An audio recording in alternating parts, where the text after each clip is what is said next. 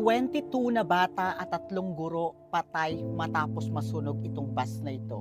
Nangyari lamang po ito kahapon, October 1, 2024. Ang bus po na ito ay may laman po siyang 38 na student at 6 po na guro. Masayang field trip po sana ito ng mga bata na nauwi po sa trahedya. Ayon daw po sa report, kaya daw po sumabog ang bus na ito dahil naplat daw po ang gulong nito at sumalpok po ito sa pader. Nang dahilan na bigla pong pagsabog po ng bus. Dahil po sa malakas po na pagsabog po ng bus ay napakabilis din po ng pagkalat po ng apoy. At ayon nga po sa pulisya na meron daw pong confirm na namatay pong 22 na student at kasama po ang kanilang 3 guro. At yung iba naman pong nailigtas, itinakbo na po sa mas malapit pong ospital kasama po yung kanilang 3 guro at yung pong driver. Nangyari po itong trahedyang ito sa Thailand. Ang trahedya po